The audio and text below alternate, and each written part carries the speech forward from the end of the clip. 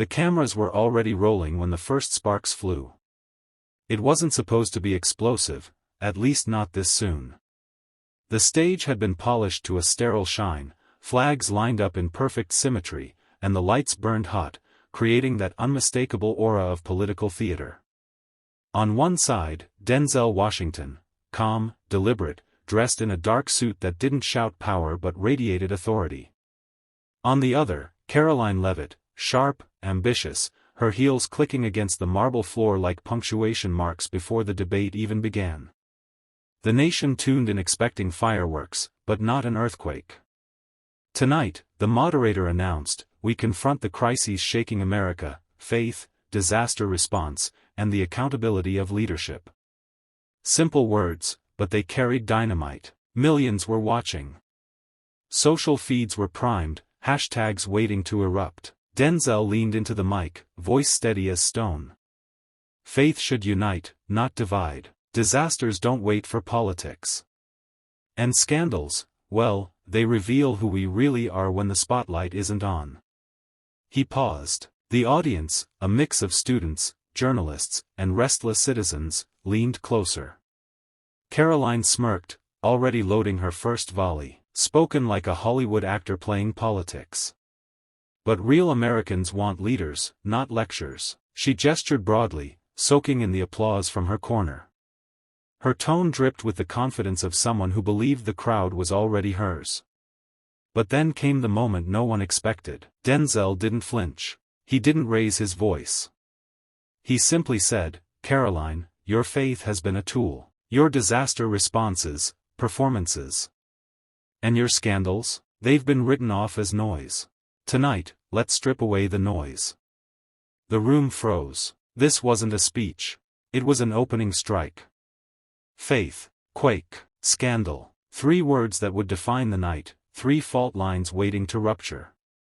Karoline straightened her shoulders, flashing that trademark grin that her supporters swore by. She thrived on confrontation, but something in Denzel's tone rattled her. Still, she struck back fast, because hesitation is death on live television. Faith, she scoffed, leaning into the mic, you mean the Hollywood kind you sprinkle into award speeches? I was raised in a church that believed in discipline, responsibility, and the truth that God helps those who help themselves. Her words cut sharp, and her corner of the audience erupted in cheers. She smirked, satisfied, but the noise didn't drown the tension simmering in the air. Denzel waited. Silence was his weapon. He let her words echo, let the adrenaline of the room climb until the pause itself became unbearable.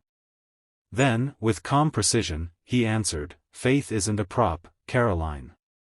It isn't a slogan for press releases or a shield when scandals break. Faith is what you cling to when no one's watching, when power fades, when earthquakes, literal or moral, tear through lives. That's the faith America needs. A murmur rippled through the crowd. The word earthquakes wasn't random. Everyone in the room remembered the footage from months earlier, Karoline standing at a podium after the New Hampshire quake, cameras catching her polished smile as devastated families begged for housing relief. Critics had called it disaster theater. Supporters had brushed it off. But now Denzel had cracked the ground beneath her. Karoline's jaw tightened. Cheap shots, she snapped, voice sharper now. It's easy to sit on a stage and throw stones. Try standing in the rubble and leading real people through real chaos. Denzel leaned forward, eyes steady. I have, maybe not in office, but in neighborhoods where cameras never went.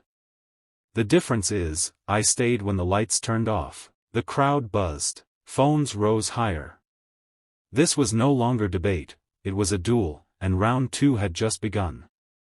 The moderator tried to cut in, sensing the exchange was veering into dangerous terrain, but the audience wasn't having it. Every camera stayed glued to the 2 figures at center stage, Denzel, calm but unflinching, and Karoline, her smile now sharpened into something closer to defiance. Let's talk about that quake, Denzel said, finally breaking the silence. His voice was low, measured, but it carried like a drumbeat through the hall. Thousands of families displaced, children sleeping in cars, seniors lined up for hours just to get a blanket. And where were you, Karoline? Cameras caught you thanking donors before you even spoke to the victims. The room erupted. Gasps, mutters, flashes from smartphones. Karoline's expression didn't break, but the faintest crack showed in her eyes. She raised her hand, gesturing for the mic, her tone clipped but rehearsed. I did what any responsible leader would do: secure resources, rally support, bring in the networks that could actually help. Denzel leaned back slightly, almost smiling. You brought in networks, all right. Media networks, satellite trucks, live feeds. The people sleeping under tarps didn't need a broadcast, they needed a bed. A roar of approval surged from one side of the audience. Even some of Karoline's usual defenders shifted uneasily. She sensed it and pushed harder. Don't twist this. You think leadership means standing there with sad eyes? I faced chaos head-on. I didn't cry, I acted. Denzel's reply was surgical. Leadership isn't measured in airtime, Karoline. It's measured in aftermath. And in the aftermath, those people were still alone. For a moment, silence reigned again. The moderator shuffled papers nervously, but nobody cared. The duel was tightening, each strike deeper than the last. Phones streamed live across the country, hashtags exploded online, and millions of viewers leaned closer to their screens. Karoline inhaled, steadying herself, but Denzel wasn't finished. Faith. Quake. That's two. Shall we talk about the third? The crowd stirred. Everyone knew what was coming. Karoline's jaw tightened. She knew exactly what Denzel was about to bring up, but backing down wasn't her style. She leaned forward, microphone clutched like a weapon. If you're about to drag my lawsuit into this, let me be clear, I've done nothing wrong. People sue politicians every day. It doesn't mean guilt, it means noise. The audience buzzed, some nodding, others jeering, but Denzel didn't flinch. He adjusted his blazer, his calm presence a sharp contrast to Karoline's heated defense. Noise, he repeated softly. Tell that to the families who said your negligence nearly cost them everything. Tell that to the small businesses who say your office ignored their pleas for months. Karoline smirked, trying to cut the edge. Allegations, conveniently timed, politically motivated. You of all people should know the playbook, Denzel. People want fame, they want payouts, they'll say anything. But Denzel's gaze locked on hers, steady as stone. I do know the playbook, he said. And I also know the difference between a smear and a scar. These people weren't looking for fame.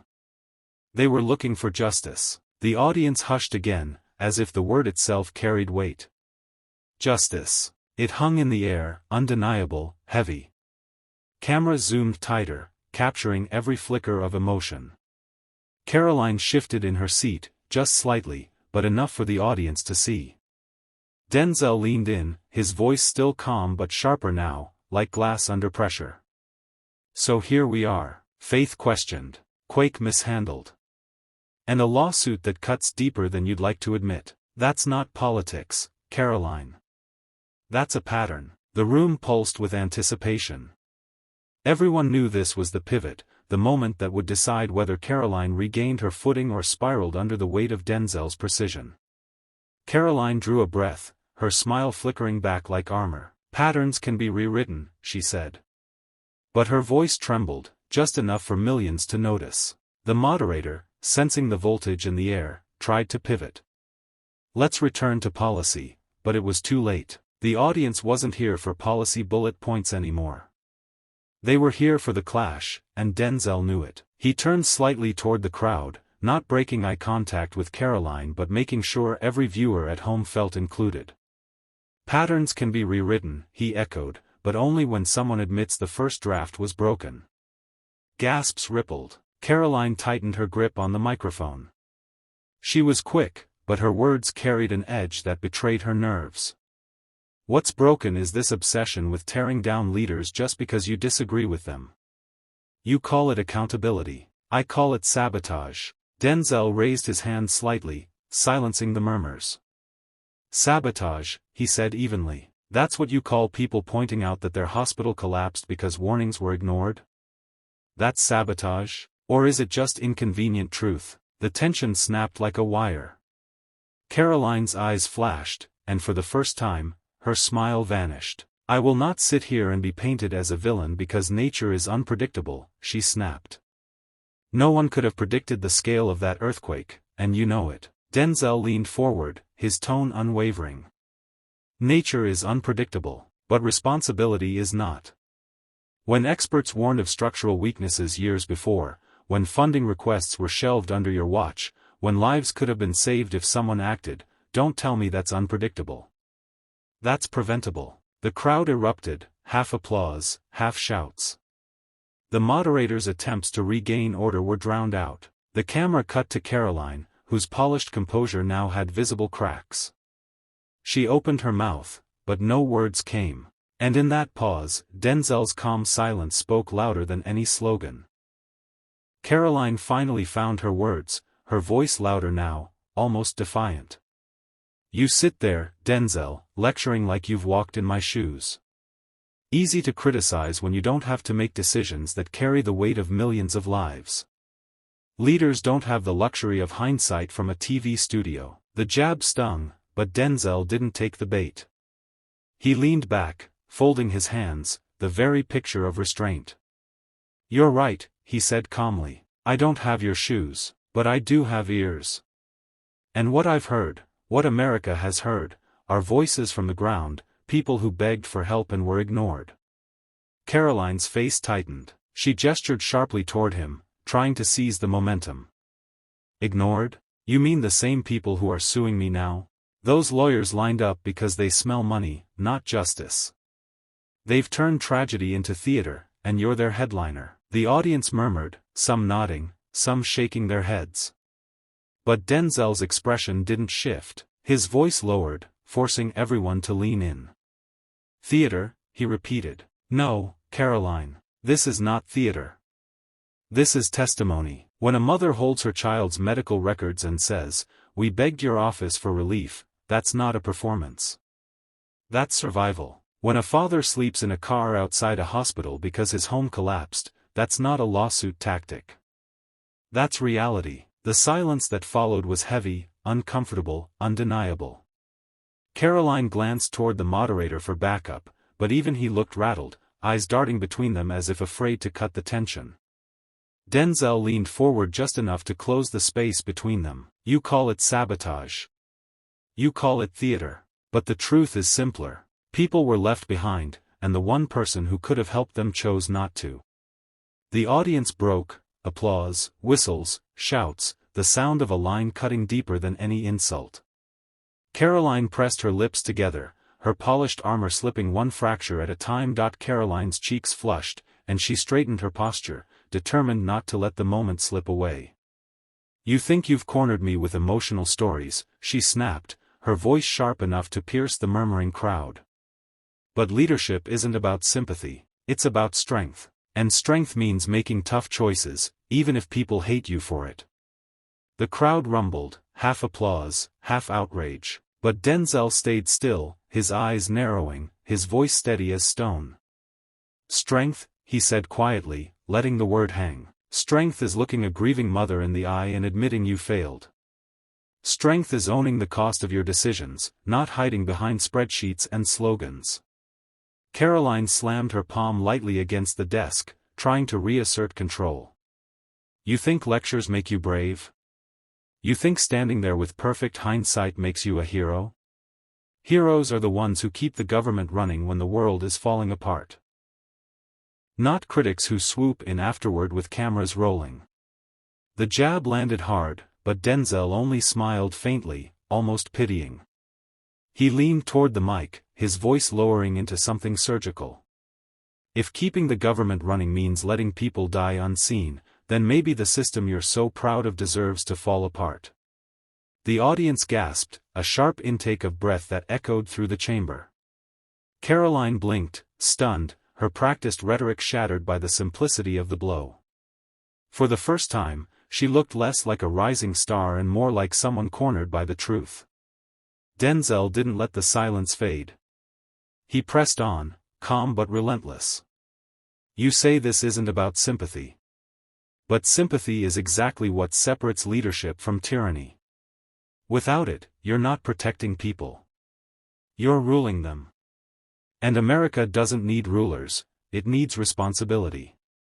The room erupted again, clapping, shouting, the roar of an audience that knew they had just witnessed the pivot point. Karoline's lips parted as if to respond, but no words came. Her silence, in that moment, was louder than her entire campaign. The moderator leaned forward, desperate to restore balance. "Let's try to keep this civil," he said, but his words evaporated in the thick air. The audience wasn't looking for civility anymore. They wanted truth, or the closest thing to it, and Denzel had seized that current like a conductor commanding lightning. Karoline finally found her voice, but it cracked at the edges. "So what, Denzel? You think tearing me down makes you righteous? You think pointing fingers changes anything for the people suffering? Real solutions come from compromise, not crusades." Denzel's eyes locked on hers, unwavering. "Compromise," he repeated softly. "Tell me, Karoline, where was compromise when families begged for emergency housing? Where was compromise when your office rejected federal relief requests for being too costly? The only compromise I saw was people compromising their dignity, sleeping in shelters, lining up at food banks, while you compromised nothing." The audience clapped, a slow build that broke into thunder. Karoline raised her chin higher, trying to project strength, but the quiver in her hand gripping the microphone betrayed her. "You're twisting facts," she snapped. "Budget priorities are not cruelty. They're math. And math doesn't care about feelings." Denzel leaned in, his voice calm but razor sharp. "Math doesn't bury children. Math doesn't send people to hospitals that collapse. Math doesn't look a widow in the eye and tell her the numbers didn't add up in her favor. That's not math, Karoline. That's moral bankruptcy." The words landed like a hammer. The chamber fell silent, every camera zooming in, every viewer at home frozen. Karoline's polished armor, so carefully constructed, was crumbling in real time. She opened her mouth, but this time even her deflections faltered. And Denzel, still calm, still steady, sat back, allowing the silence to echo like a verdict. Karoline inhaled sharply, her chest rising as if to summon the last of her defenses. The cameras caught every twitch, every flicker of her faltering confidence. She straightened her blazer and forced a thin smile, the kind of smile meant to signal control when control is slipping like sand through fingers. "You love to make speeches, Denzel," she said, her tone biting. "But speeches don't build roads, they don't pass budgets, and they don't save lives. Leaders act. Dreamers talk." The audience stirred. Some nodded, hungry for her comeback. But Denzel didn't react with outrage or even a smirk. Instead, he leaned closer to the microphone, lowering his voice until the silence bent toward him. "Then answer me this," he said steadily. "When the earthquake tore through your state, who acted? Was it your office, or was it the volunteers carrying strangers out of rubble? Was it the mothers organizing food drives when aid didn't arrive? Was it the nurses working double shifts in collapsing hospitals? You call them dreamers, but they acted while your office drafted press releases." The room erupted. Applause, cheers, shouts. It was no longer a debate stage, it was a courtroom, and the jury was the nation itself. Karoline's face froze, the smile dissolving into something raw, almost disbelief that her line had been turned so swiftly against her. Denzel pressed on, eyes burning but his voice still calm, surgical. "Don't confuse leadership with titles. Leadership is measured in sacrifice. And the people you dismissed as dreamers, they carried more weight on their backs in 1 week than your office managed in a year." Karoline's hand trembled as she set the microphone down for just a second. The gesture was small, but in front of millions, it was seismic. It wasn't just her words that faltered now, it was her presence. And Denzel, sensing the shift, sat back slowly, his silence stretching like a spotlight, illuminating every crack in her facade. The room was a storm, applause clashing against gasps, cameras flashing like lightning, but at the center sat Denzel, unshaken, his calm presence cutting through the chaos. Karoline tried once more, her voice trembling but sharp. "You make it sound so simple. Like villains and heroes. But the real world isn't black and white. You can't govern on sentiment, Denzel. You can't survive in politics by carrying people's pain on your shoulders." Denzel turned his head slowly, his gaze steady, almost compassionate. "You're right about one thing," he said softly. "The world isn't black and white. But that doesn't mean we blur the truth into gray just because it's convenient. You can survive politics without carrying people's pain. But you can't call that leadership." The audience froze, listening. The moderator's notes trembled in his hands, forgotten. Every eye was locked on Denzel, every camera zoomed in. He leaned closer to the mic, his voice now a deliberate whisper that forced the room to quiet. "History doesn't remember the budgets balanced. It remembers the lives saved, or the ones lost while leaders looked away. And years from now, when people ask what you stood for, Karoline, they won't read your press releases. They'll remember the silence after the quake. The lawsuits. The faces of those you called theater." Karoline's lips parted, but no words came. She stared at him, caught between fury and fear, her carefully crafted image collapsing under the weight of his words. For the first time, she looked small, not because Denzel made her so, but because she had no defense left. The crowd erupted, half rising to their feet, thunderous applause crashing like a verdict. Cameras captured the moment, the quiet dismantling of power, the steady voice refusing to shrink. And Denzel, without a smile, without gloating, simply leaned back, adjusted his blazer, and whispered into the mic, "I'm not here to win an argument. I'm here to remind you, some truths don't need to shout to be heard." The room thundered, the nation watched, and a single sentence etched itself into the collective memory, a line that would echo far beyond the stage, and that's the story. What began as a political debate turned into a masterclass in presence, restraint, and truth-telling. Denzel didn't need to raise his voice, and he didn't need to humiliate his opponent with theatrics. He simply held his ground, showing that real power is clarity, not volume. In a world full of noise, his words cut through like a blade. If this story resonated with you, share it, talk about it, and remember, you don't have to shrink to be heard. Strength isn't always loud, and sometimes the quietest voice leaves the deepest mark.